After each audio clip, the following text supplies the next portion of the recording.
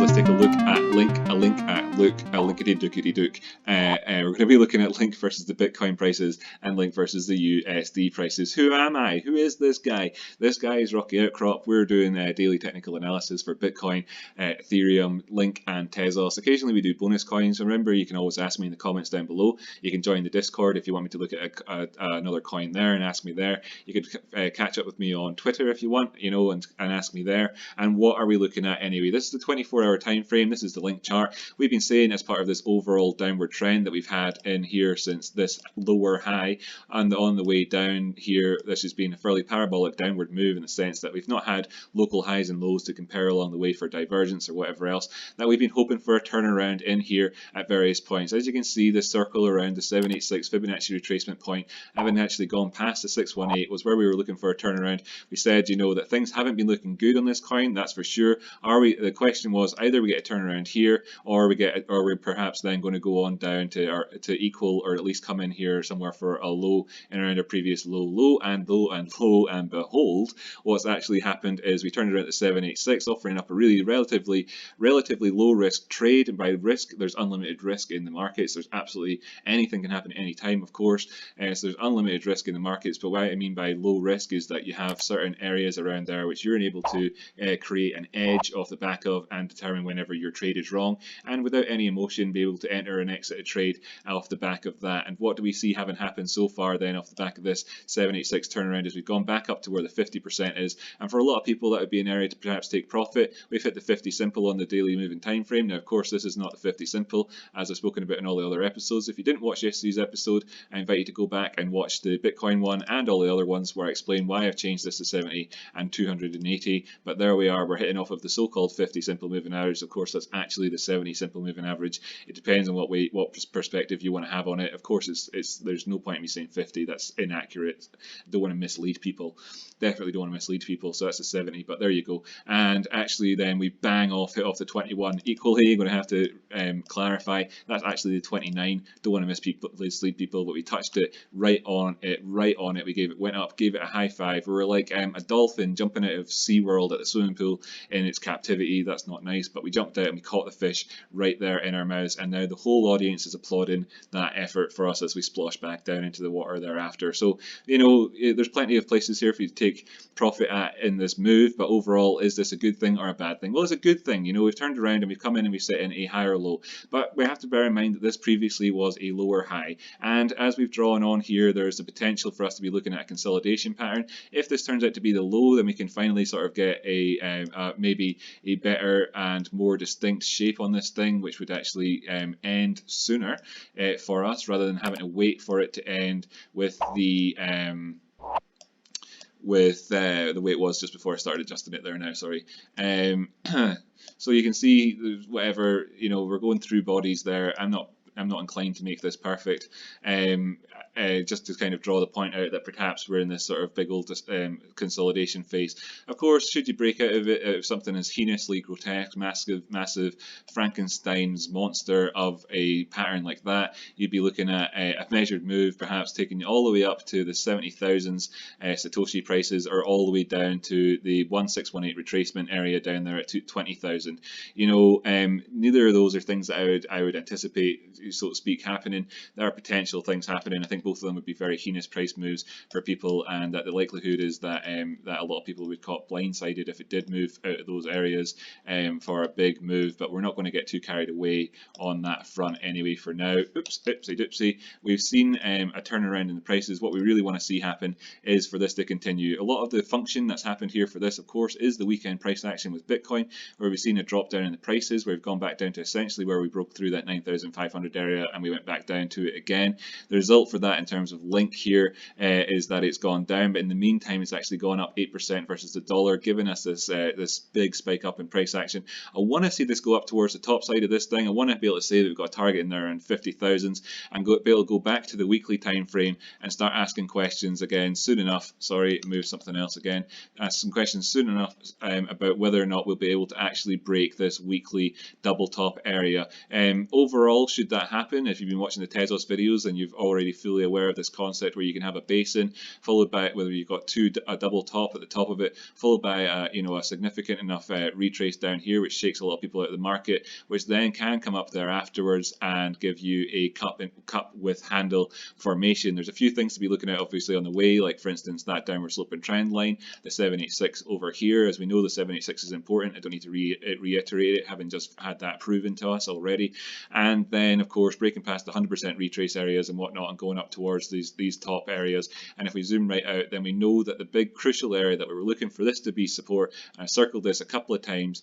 I'll draw little pupils on there so it looks almost like an eye, and then I'll put a big old mouth underneath it just for the crack, and I'll make it an open mouth, and I'll stick a tongue on there, and then I'll undo it all. Because we knew that we were looking at that 236 there as being a potential area for it to turn around at. The prices actually needed to go on down to the subsequent 236 of these other Fibonacci retracement areas, and we're back up above it again now. So essentially, in terms of the medium term period, I want to see that 40,000 hold. I don't want it to go back down again and we have to do all this. If it does that, then we can start looking down again towards the sloping area and our previous where we got to before the 786 again, for instance, and all the rest of it. But let's dive over to the USD prices, because in the USD prices, what do we have here? Well, we had this fallen wedge type thing, and if I go down a time frame, that's the weekly obviously, go down to 24 hour, we had this guy, pardon me. We were talking about how in this section here of this upward channel, we had this downward price action, which came about potentially as a result of the bearish divergence, which we saw on the run up throughout all of this, and then we had this fallen wedge here, and we're in an overall bullish sort of trend in general. In the face of bearish divergence, the question becomes then, when you come down towards the oversold zone and past the neutral zones essentially on these oscillators, are you getting down there and resetting your oscillators? Are you having a trend of change of trend? And when you've got this downward fallen wedge here, and you have a significant area in the middle of it of support and resistance, previous profit taking lines which are very distinct in that 371 area, and we managed to retain it after having dropped down to the bottom edge of this wedge, gone up above it, and then got up to the top end of the wedge there at 380. It was not too much of a shock then to see the prices go up as high as $4.20 blaze it area as well in terms of this price, and that's what's happened there. And then they've come back down a little bit, but we're still in terms of this overall phase and this movement. Now we have another high in here, and is this divergent to the previous highs in terms of when you say give the oscillators a chance to reset? Look at that high, that's the previous high, and look at this high here, and this is the current one. Should the prices remain up in this area and us get a higher high, and indeed all we need to do that is remain above $3.90 essentially, $3.91 or whatever. So there's plenty of scope for that to happen, and for the RSI to remain more or less where it is. There's scope for that to happen, but this has not been set in stone yet. So there is always the possibility that RSI will actually come down now and pivot around, because it's the previous day's RSI point which acts as the anchor there, of course, and that would create class B bearish divergence, which go along with all the previous bearish divergence we already had. And you could be looking at reassessing things, but I don't make these videos 24 hours a day, so I can't be there for you. All I can do is point this out in advance, and that's what you'd be looking at there on that front. So anyway, things are still continuing towards the upside, and there is now the chance that they continue towards the upside, having got thrown off the shackles of bearish divergence and made it back into the bullish control zone with the opportunity to go on towards the upside. And the same thing can be said here. Should this continue towards the upside here of this part of the stochastics, and we see it's throwing off the shackles, potentially if we get into the overbought zones once again with this thing, and that would be ideal overall if we could do that. Failing that, we're breaking back into this wedge here. You could be looking at least then having another sort of measured move off the back of that thing down the way at least, or whatever, and you're looking down towards where the 70 simple moving average is there at 320, and where we've got this horizontal line at 330 in terms of your first two ports of call should you go beyond that. Of course, we've got the 29 moving average, which is the equivalent of the 21, I suppose we're calling that, there at the bottom side of this wedge, where you'd also be first looking to ask the question of whether or not you're actually going to go beyond that point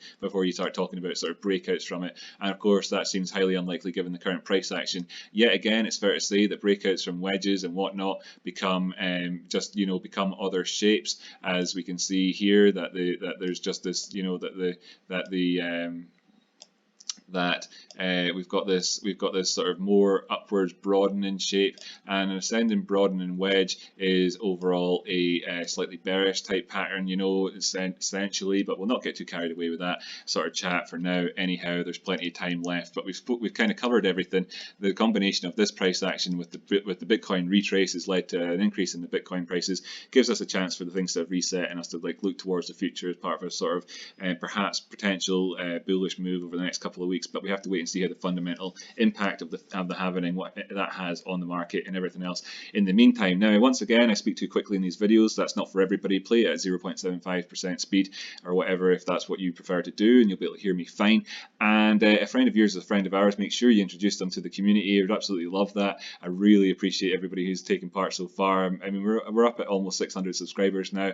Makes me swell up with joy. Thank you so much for all of that. It's just so great. So yes, indeed, wonderful stuff. Thank you so much for tuning in today, and tune in again tomorrow. As I say, we do these videos every single day. Is there something on this chart that I missed talking about? No, essentially not, other than perhaps this sideways line, which we already knew about and that we've broken up above. You know, essentially you want to see this act as support should we need it to at 380. Plenty of trading to be had in the meantime there. If you were, you know, looking down the way for a retest of that, you're talking 10%. Indeed, on this one, if you look to go towards the top side of the channel from this thing and you're talking about what percentage profit you could be making, you could be making 20% profit. Plenty of trading to be had. I'm really glad that you were able to take advantage of all these things, having tuned into these videos over the last 5 months. None of this is predictive. I've never predicted anything.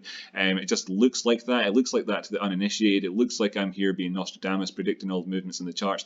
I've never predicted a single thing. All I ever do is talk about risk management. It just translates to predictions for people who are slightly less experienced in terms of trading. And of course, if you read crypto Twitter and all the rest of it, then that is the way that other people like to present themselves. I don't like to present myself like that. I'm actually quite clear and transparent about things. We don't do predictions here on the channel. Tune in again for more FOMO-free, greed-free technical analysis. Mutual respect. I'll catch you next time.